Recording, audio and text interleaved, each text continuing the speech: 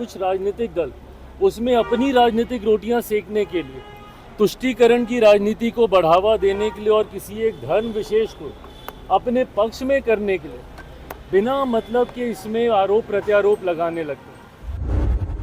हकीकत ये है कि देश में एक बड़ा राजनीतिक दल और ख़ासतौर पे विपक्षी दलों का एक समुदाय अब ऐसा बन गया है जिनके लिए भारत में सेकुलरिज्म का मतलब एक धर्म विशेष का तुष्टीकरण करना, कि जब आप हिंदू शासकों की तुलना और उनकी तुलना में कुछ ऐसे मुगल शासकों का नाम लेने लगते हैं जिनका एक अपना क्रूर इतिहास रहा है। कांग्रेस और राजद एक साथ मिलकर चुनाव लड़ेंगे, मुझे ऐसा नहीं लगता। चुनाव आते आते तक महागठबंधन पूरी तरीके से खंडित हो जाएगा। ये भाषा जो बोल रहे हैं कि बिहार किसी के बाप का नहीं है, तकलीफ तो इसी बात की है कि कुछ लोग और कुछ दल इस बात को समझते हैं कि शायद उन्हीं के ही घर का ये बिहार है। पत्रकारों ने एयरपोर्ट पर चिराग पासवान से सवाल पूछे। वह होली के मौके पर मुसलमान के लिए जारी सलाह और इस पर आई प्रतिक्रिया पर टिप्पणी कर रहे थे। चिराग ने कहा कि विपक्षी दल के लोग हिंदू का पर्व मनाने के मामले में दखलंदाजी करते हैं।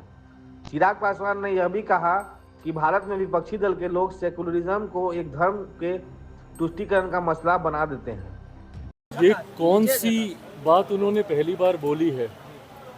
बाबा बागेश्वर ने हमेशा से अपनी इस इच्छा को जाहिर किया है कि वो भारत को एक हिंदू राष्ट्र बनता हुआ देखना चाहते हैं। जो लोग उनसे सहमत हैं वो उनके कार्यक्रमों में जाते हैं, उनमें आस्था रखते हैं, उनकी बातों को, उनके प्रवचन को सुनते हैं। और एक बहुत बड़ी देश की आबादी है जो उनकी बातों से सहमत होती है। बहरहाल बिना इस विवाद में गए हुए कि वो क्या कह रहे हैं नहीं कह रहे, जब ये बात स्पष्ट है कि देश संविधान के आधार पर चलेगा, पर कुछ राजनीतिक दल उसमें अपनी राजनीतिक रोटियां सेकने के लिए, तुष्टीकरण की राजनीति को बढ़ावा देने के लिए और किसी एक धर्म विशेष को अपने पक्ष में करने के लिए बिना मतलब के इसमें आरोप प्रत्यारोप लगाने लगते हैं। बाबा बागेश्वर ने पहली बार नहीं कहा, उन्होंने कई बार इस बात को कहा। बट ऐसे में जो यहाँ के स्थानीय राजनीतिक दल हैं, पहले तो उनके आने का ही विरोध करने लग जाते हैं, उसके बाद उनके यहाँ रहने का, उनकी बातों का, उनके कहे का। भाई आप एक राजनीतिक दल हैं, आपको क्या लेना देना कोई धर्मगुरु आके क्या कह रहे हैं नहीं कह रहे हैं? जब किसी दूसरे धर्म के लोग अपने धर्म के बारे में सारी बातें करते हैं तब तो ये लोग नहीं बोलते राजद जैसी पार्टियाँ। क्यों? क्योंकि उस वक्त इनको तुष्टीकरण करना होता है। हकीकत ये है कि देश में एक बड़ा राजनीतिक दल और ख़ासतौर पे विपक्षी दलों का एक समुदाय अब ऐसा बन गया है जिनके लिए भारत में सेकुलरिज्म का मतलब एक धर्म विशेष का तुष्टीकरण करना, ये सोच ही पूरी तरीके से गलत है। राजनीतिक दलों को अपनी टिप्पणी सिर्फ राजनीतिक आधार पर ही रखनी चाहिए और सिर्फ सरकार की नीतियों के आधार पर करनी चाहिए। धर्मगुरुओं ने कई बार ऐसी बातें कही और कई धर्मगुरु ऐसी बातें करते रहे हैं। इस विवाद में किसी राजनीतिक दल को पढ़ने की ज़रूरत ही नहीं है। राजद के पास अगर इतना ही समय है तो फिर वो भी अपनी एक धर्मशाला अलग से खोल लें। फिर क्यों वो किसी एक राजनीतिक संगठन का हिस्सा बने हुए हैं? अगर उनको टिप्पणी करनी है, करें ना भैया, बिहार में हमारी सरकार को लेकर, करें देश में हमारी सरकार को लेकर। पर इस तरीके की बातें कर राज्य में सिर्फ धार्मिक असंतुलन बनाने का प्रयास जो राजद के द्वारा किया जाता है वो कतई उचित नहीं।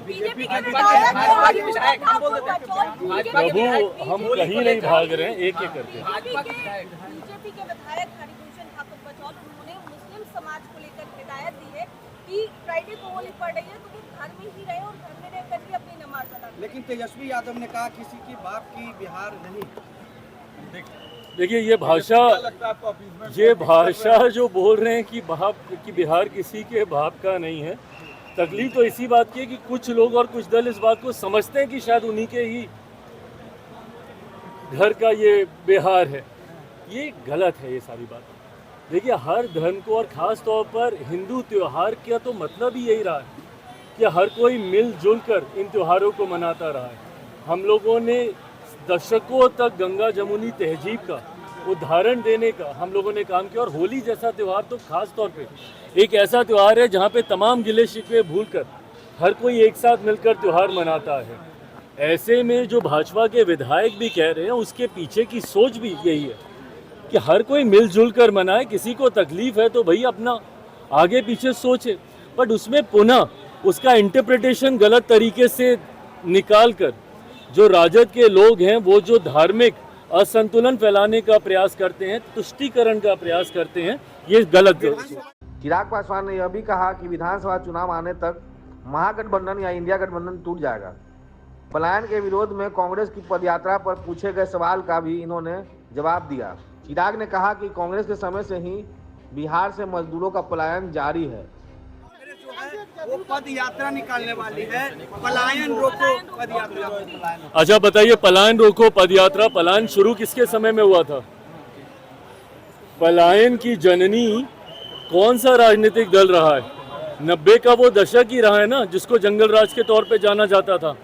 जब वो पलायन का जिक्र करते हैं, पलायन रोको की बात करते हैं, भाई हमारे मुख्यमंत्री ने तो कहा कि उनका सपना है और वो चाहते हैं कि बिहार से न सिर्फ पलायन रुके बल्कि जो लोग पलायन कर कर गए हैं वो वापस अपने राज्य में आए। बिहार फर्स्ट, बिहारी फर्स्ट के माध्यम से मैं ये कहता हूँ कि एक दिन हम लोग को ऐसे विकसित बिहार का निर्माण करना है और करना ही होगा, और ये होगा ही जब न सिर्फ बिहार से पलायन रुकेगा बल्कि जो लोग पलायन कर कर गए हैं वो अपने राज्य में वापस आएंगे। पर ये टिप्पणी कांग्रेस किसके प्रति कर रही है?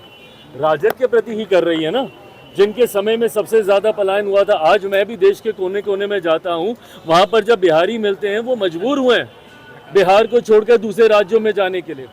जब मैं विदेश की यात्रा पे भी जाता हूँ, वहाँ पे भी खास तौर पर बिहारी डायस्पोरा से इंटरेक्ट करता हूँ, उनसे मुलाकात करता हूँ, और उनका वो दुख मुझे उनकी बातों में दिखाई देता है कि किन परिस्थितियों में उनको अपना प्रदेश छोड़कर दूसरे देशों में जाना पड़ा, और आज पीढ़ियाँ वहीं पर बस के रह गई हैं, अपने ही राज्य में प्रवासी कहलाते हैं। तो जब कांग्रेस ये बात कहती है तो सीधा निशाना कहीं ना कहीं ये राजद पर ही है।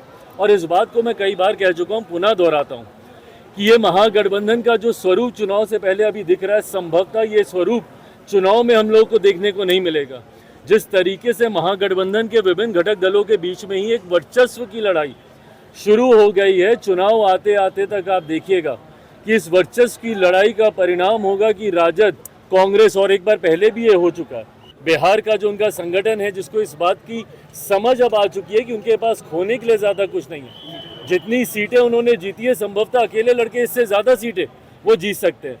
तो ऐसे में कांग्रेस और राजद एक साथ मिलकर चुनाव लड़ेंगे।